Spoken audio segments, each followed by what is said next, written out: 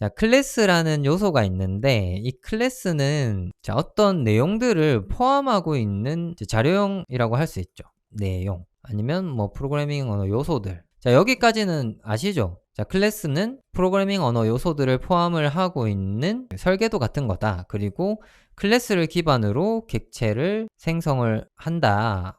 자, 이런 식으로 생성을 하는데 자, 여기에 기본을 짚고 넘어가 볼게요. 이건 파이썬 기준으로 언더바 init 언더바라는 함수를 생성을 하면은 이 함수는 생성자다. 생성자는 클래스 객체를 생성할 때 실행이 되는 함수다. 자, 여기까지는 다 아실 겁니다. 여기서 오늘 나온 개념이 상속이라는 개념이고요. 클래스가 하나가 있고 자, 클래스 1이라고 할게요. 클래스 1이 있고 클래스 2가 있습니다. 여기에 예를 들어서 init 함수 안에다가 만들어야 되니까 파이썬은 self.a는 1이라는 요걸 만들고 여기에는 self.b는 2라는 변수를 만들고 이제 값을 집어넣는 요 과정을 거친 다음에 이제 각각을 생성을 했을 때 우리가 어떻게 활용을 할 수 있는지에 대해서는 아시죠? 자, 객체 이걸 1이라고 하고 2라고 해볼게요. 그럼 객체 1에는 이 a라는 변수가 들어가 있고 객체 2에는 b라는 변수가 들어가 있습니다.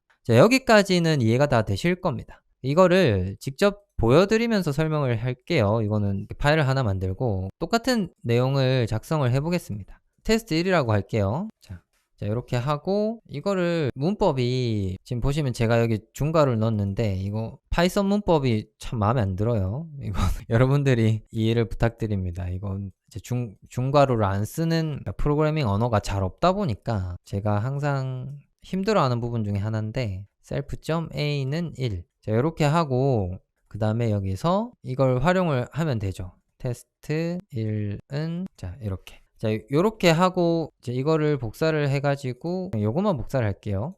자, 테스트 2 하고 여기는 b 한 다음에 b는 2 이렇게 하고 여기는 똑같이 테스트 2의 객체를 만들어서 2에 있는 b라는 변수를 프린트 하도록 하겠습니다. 이렇게 하고 실행을 한번 해보겠습니다. 자, 결과는 뻔하죠. 결과는 뻔하고 실행하면은 1과 2라는 숫자가 차례대로 프린트가 됩니다. 이게 클래스를 생성하는 방법이고 이게 생성자고 생성자 안에서 변수를 초기화한다. 그 초기화된 변수를 이제 이런 식으로 활용을 할 수가 있다. 이게 클래스의 기본 개념이고요. 여기서 상속이라는 개념이 들어가게 됩니다. 클래스 2번이 이렇게 있는데 2번에 괄호를 열고 클래스 1이라고 적습니다. 이제 상속에 대한 개념은 프로그래밍 언어마다 다 똑같습니다. 차이 나는 게 없어요. 제가 늘 말씀드리듯이 프로그래밍 언어라는 것에 대한 개념적인 건 모든 프로그래밍 언어가 공유를 해요. 그런데 이걸 어떤 방식으로 표현을 하는가가 다른 겁니다. 우리가 똑같은 말을 하지만 한국어 다르고 영어 다르고 중국어 다르듯이 그냥 표현하는 방식만 다른 거예요. 그러니까 그 부분은 꼭 기억을 하시고요. 자, 이렇게 하신 다음에 여기서 한 가지를 해주는데 객체 2.a에 접근을 하는 겁니다. 자, 여기는 a라는 변수가 없죠. 근데 이 클래스 1을 클래스 2가 상속을 하게 되면 클래스 1에 있는 모든 내용을 클래스 2에서 사용을 할 수 있는 게 되고요. 여기에 만들어져 있는 객체 안에 있는 변수까지 사용을 할 수가 있는 겁니다. 자, 이게 상속의 기본 개념이에요. 쉽죠? 개념적인 부분은 쉽습니다. 근데 이걸 받아들이고 활용하는 게 어려워서 문제인 거예요, 항상. 자, 똑같이 해봅시다. 상속이라는 걸 할 건데 테스트 1이라고 적으면 우선은 이 클래스를 만들면서 테스트 1의 내용을 활용하겠다. 그대로 받아오겠다. 그러니까 복사해 오는 거죠. 복사해 오겠다라는 거고 이렇게 했을 때 테스트 2에 A가 있는지를 보면 되는 겁니다. 자, 이렇게 이 부분을 주석처리를 할게요. 지금 필요가 없는 거니까 실행을 해보겠습니다. 터미널이 뻗은 것 같은데 자, 다시 실행을 해볼게요. 자, 보시면은 오류가 났습니다. 자, 이게 프로그래밍 언어마다 이제 차이가 발생하는 건데 우리가 처음 접했던 소스 코드가 여기가 아니라 여기 있죠. 이렇게 있는데 상속을 받고 나서 얘네들이 똑같이 해준 게 있습니다. 보시면은 이 슈퍼라는 함수를 항상 호출을 해줬어요. 이게 어디에서 호출이 됐는지 한번 볼게요. 총 3군데에서 호출이 됐는데 자, 어떤 클래스를 상속하는 곳에서는 모두 다 호출이 됐습니다. 우리가 그 프로그램을 만들 때 프로그램의 흐름이 굉장히 중요하잖아요. 근데 이렇게 생각을 하시면 돼요. 우리가 상속은 받았지만 이 상속을 받을 때 이 생성자를 알고는 있습니다. 그런데 이 객체를 만들 때, 그러니까 테스트 2번 클래스 객체를 만들 때 상속받은 클래스의 생성자는 실행이 되지 않는다라는 걸 유추를 하실 수가 있는 거예요.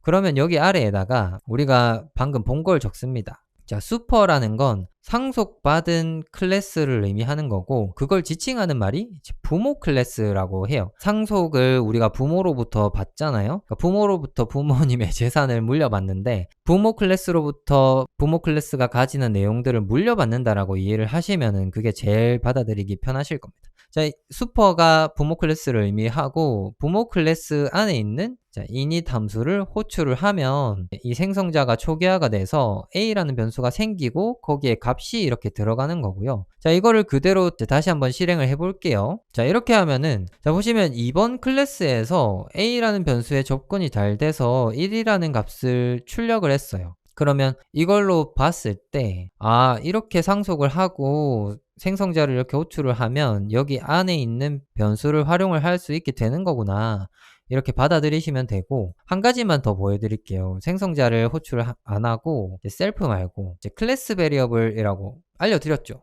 클래스 변수와 인스턴스 변수, 이걸 알려드렸는데, 이걸 여기에 넣고 생성자를 호출을 안 한 상태에서 이렇게 만들어 보겠습니다. 자, 이렇게 만들면 이 A에 접근을 할 수가 있을까요? 실행을 한번 해볼게요. 접근이 되죠. 그러니까 슈퍼를 무조건 써야 되는 건 아니라는 걸 보여드리려고 이걸 말씀을 드린 거예요. 자, 이런 식으로 상속만 하면 이 클래스 안에 있는, 그러니까 부모 클래스 안에 있는 모든 요소를 활용할 수가 있다는 거죠. 이거는 생성자에서 초기화되는 변수가 아니기 때문에 상속만 받으면 그냥 이 변수가 만들어져 있는 거고, 그걸 여기에서 활용을 할 수가 있게 되는 겁니다. 자, 이게 상속의 가장 기본적인 개념이에요. 자, 여기까지 설명을 드렸는데 이해가 좀 되시나요? 오늘 강의를 듣고 제가 방금 설명드린 내용만으로 상속을 완벽하게 이해를 하신 분은 말랑말랑님 이해하셨다고 하네요. 정말 잘 하시는 분입니다. 이 개념이 어려운 거니까 지금 이해가 안 되더라도 좀 반복적으로 제가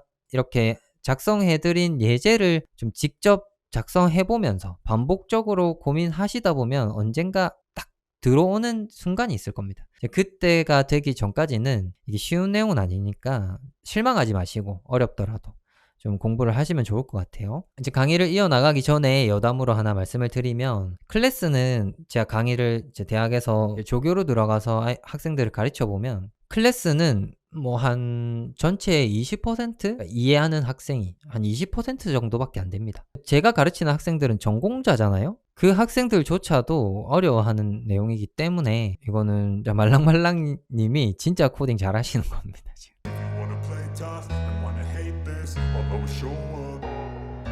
I don't ever slow up, no I don't take, I got no love for the fakeness.